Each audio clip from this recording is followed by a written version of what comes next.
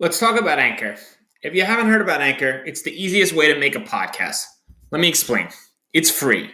That's right. No more excuses. Get your lazy ass off the couch. Go start a podcast.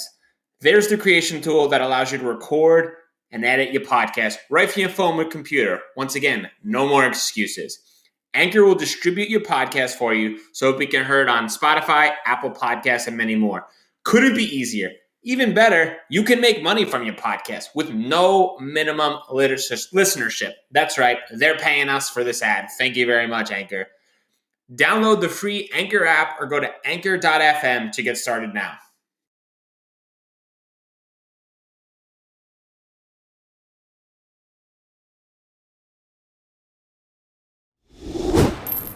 This is The Dime, a 10-minute dive into the cannabis and hemp industry through trends, insights, predictions, and tangents. What's up, guys? This is the week of September 17th. This is The Dime. This week, we're talking about fast-acting edible cannabis products.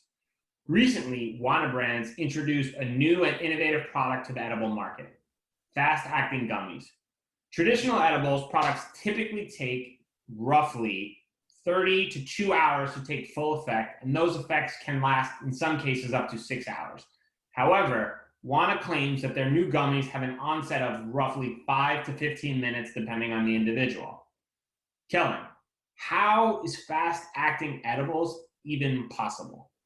I thought this was an interesting topic because I read it and I was like, did we do this dime last week or the other week? Because I swear we had this conversation, right? But I digress, right? It's not. So fast acting is possible because at the end of the day, what they're doing is getting the API, right? The active pharmaceutical ingredient or the cannabinoid into your blood quicker, right? So traditionally, when you eat an edible, it goes into your stomach processes it, goes into your intestines, is then absorbed, goes through the liver, and then finally, after it goes through all of those steps, it's in your bloodstream and can interact with your CB1 receptor, and then you can now feel the effects of eating THC. Fast acting means that they have found a way for the THC molecule to bypass going into your stomach to get into your blood. So they're able to have the THC molecule absorbed sublingually, would be my guess, meaning that it's absorbed through the mouth, right? And so there's certain chemical tricks that they can play to design the molecule so that it can be introduced to the bloodstream through the mouth. Instead of the stomach? Yes. No, and not the stomach, right? It would be the intestine. The liver, the intestine.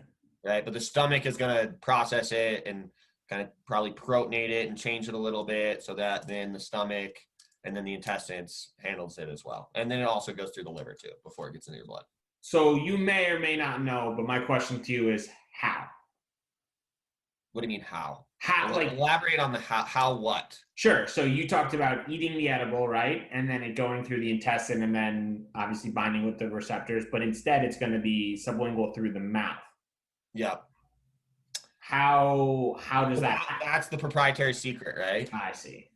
Right. So that is how they're doing it. There's a bunch of different chemical ways to have that occur from a sublingual standpoint. I'm not a sublingual expert by any means, but I know that there is ways that you can increase the bioavailability of the molecule, right? So by either encapsulating it in a specific molecular structure that then is more susceptible to uptake by the enzymes in your mouth or the receptors in your mouth that can uptake these kind of molecules and introduce them into your blood, then that's exactly how it happens. I mean, a good analogy is chewing tobacco, right? Like chewing tobacco, the nicotine gets into your blood through your gums, right? They have a couple different ways that they introduce the nicotine into your gums, depending on what brand of chew you're using. It could be either fiberglass, which is terrible, right? That it cuts your lips to introduce it, or Copenhagen actually uses an acid in their tobacco that breaks down your gums to have the nicotine introduced sublingually. It's not going to be like that from an edible, right? What they're going to do is they're going to probably encapsulate it in another case of molecules, that then that case of molecules can be absorbed through a receptor in your mouth. And that is the sublingual way to get the pharmaceutical into your blood, right? That would be my guess as far as how's it going is sublingually.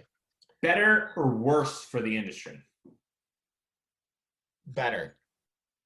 Because I think that, and I'm not speaking with a ton of scientific primary literature background right now. This is just kind of like an educated guess, if you will. If it is sublingually, it's going into your blood without having to be processed by your stomach, your intestines, and your liver.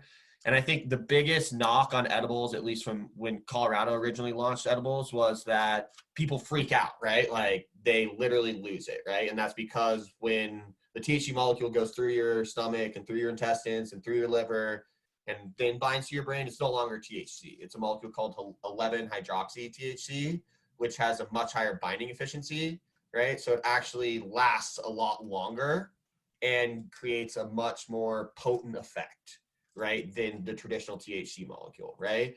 And so couple that with the long onset, you have individuals who've never tried cannabis. They think eating cannabis is the safest way to do it. They then eat cannabis and nothing happens for an hour, so they eat more cannabis because they're like, well, this is dumb, I'm just gonna eat more. Then they wait another hour and all of a sudden it hits them. And then they're like, I've never tried cannabis and now I'm super high. And then they have another dose coming right after that because they ate more because they weren't feeling the effects. And then that leads to these panic attacks and these freak out sessions that were reported in the news in the early days in Colorado until they kind of got the dosing right and homogenization and all these other aspects, which is why there is a limit in the rec market of how much THC you can buy in an edible, right? Like they will not sell you more than 100 milligrams because they're like, people just lose it. And so I think it's a really good thing because having it introduced sublingually lets it go straight into the bloodstream, right? And then it's just THC, right? So you're not going to have as significant of an effect as you would with the edible 11-hydroxy. I think that's a great point, and That's my opinion. I think that's a great point, and that's not one that I had kind of understood either. That it's not the same sort of chemical. I thought it would be the same, and kind of thinking about that is there's zero chance that I'm going to be able to express that to someone else because the common experience that I hear is that it takes too long, which they've solved that problem, doesn't work, which is a ridiculous statement, or I get too stoned. And there's a million other reasons why all those things happen per person. And I think it's because people compare edibles from like a cannabis concept to smoking. And the instant feeling that you have when you rip a bowl versus taking an edible, I think people are still looking for that sort of quick feeling of relaxation or calmness. And if you have a fast-acting edible, I think that'll kind of supplement the people who want to take the edibles but don't want to wait the time. I think if you're consuming cannabis from a relaxation standpoint, you just got home from work, you don't want to take an edible at 5 o'clock and be stoned at 7. You want to take an edible at 5 o'clock and you want to be stoned by 5:15 because at 7, you probably got to move on with your other responsibilities in your life. And I think by kind of speeding up the fast-acting method, I think could push more people to move to the edible from a consumption standpoint.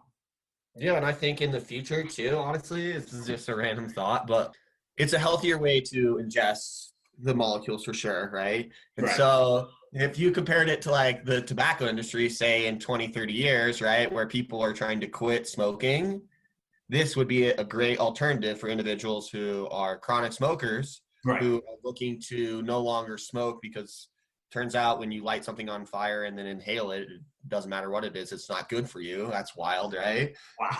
That's a PSA to all the tobacco companies listening to this. Well, the tobacco companies are smart because they took all their tobacco and extracted the nicotine. Yeah. And then they made all of the e-juice industry. Yeah. They're like, well, just find someone else that's addicted to nicotine. I mean, some Nicorette gum has to buy nicotine from someone, right? Yeah. Why not Marlboro?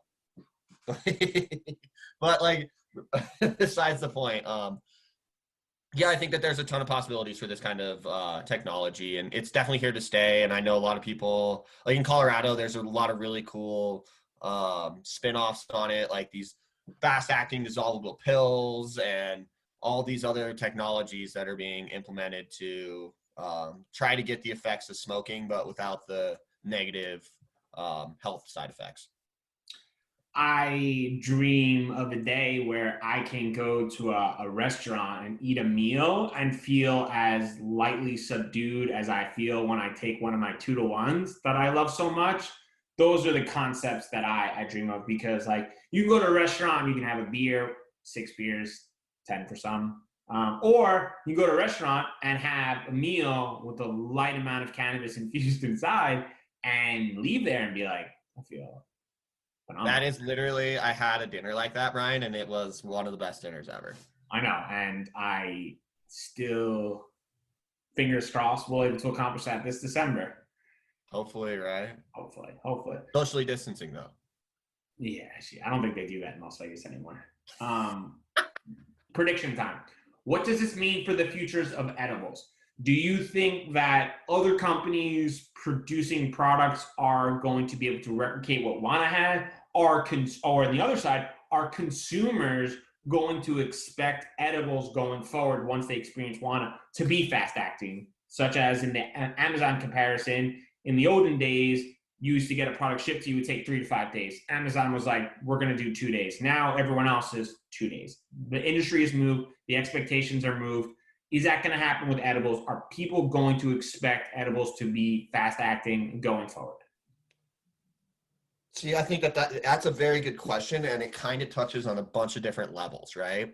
Because at the end of the day, I think it really boils down to what was the technological innovation that WanaBrands is applying to the edible to actually have it fast acting, right?